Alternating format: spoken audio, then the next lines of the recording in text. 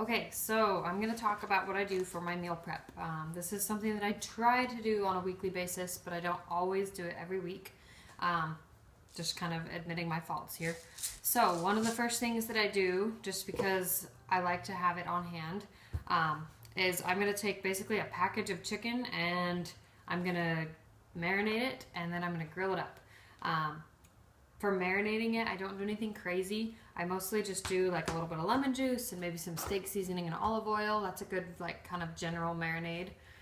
Sometimes I add soy sauce and Worcestershire sauce, and I definitely use a lot of garlic. You're gonna find, like with trying to eat healthier, that you're gonna use a lot more seasonings than you will salt and pepper. Well, pepper is fine, but you won't use as much salt. So here's my giant thing of grilled chicken, and I've sliced it and diced it, and this probably took me, it took me longer this time because I had to do it on the George Foreman, which I can only do one piece of chicken at a time. But normally I would put it all on the grill. It would be grilled in about 7 to 10 minutes, and then after it cooled off, chopping it up, I used scissors, super handy, and chopping it up would be maybe like another 5 minutes. So this is like 10 to 15 minutes, and this is a lot of chicken, and I don't eat chicken every single day with my lunch or my dinner because that would be insane and I would get sick of it. So that's like just an idea.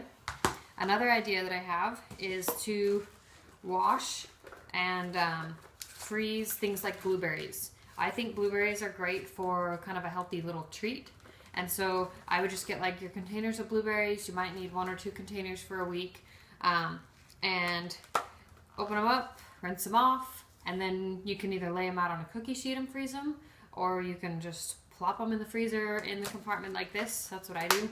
And then you have a go-to quick little snack, and it tastes a little bit like cold candy to me.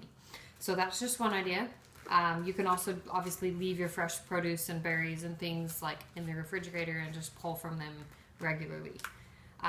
If you're planning to have, say, like a nuts and berries and chicken salad with like a light kind of sweet dressing, maybe like a light poppy seed dressing or something, then you would pull out like a baggie of berries and a baggie of nuts, and you would put them together with a baggie of your chicken, and everything would be pre-measured using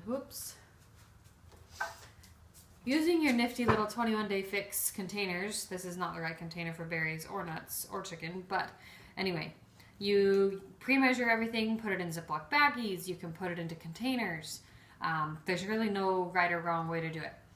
So that's just one idea for produce. The other thing that I like to do for produce is I like to take things like my vegetables, like maybe celery or peppers.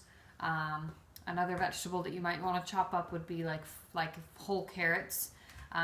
Those are just good go-to snack kinds of vegetables. And so if they're chopped and they're ready to go, and you pre-bag them and you have them ready to go for lunches, or you just put them in a big container, maybe like a big container like one of these that has like all your celery in it, then you stick it in the fridge and you can pull from it pretty much whenever you want to until it's gone, and then you have a go-to snack. And so instead of maybe reaching for, I don't know, I would hope you don't have a candy bar in your house, but instead of reaching for a candy bar for a snack, you can go and get a peanut butter celery dip kind of a thing going on. My other tip is for breakfast. So breakfast, if you feel like you don't have a lot of time to have a hearty breakfast, then I'm going to suggest that you make up oatmeal. If you can't do oatmeal, maybe try granola, just something that is high in fiber and whole grains, because this is an excellent carb, and if you're like me and you're nursing, then this is great for milk production, but not always super important for everybody. My husband's warning me for my timer. But you can cook these up in the crock pot. You can just cook up a bunch of it on the stove top, and then you just measure out your containers, put it in littler containers, or put it in a big container and just scoop it out every morning. But then you have breakfast and it's ready to go. My last tip for you is make leftovers.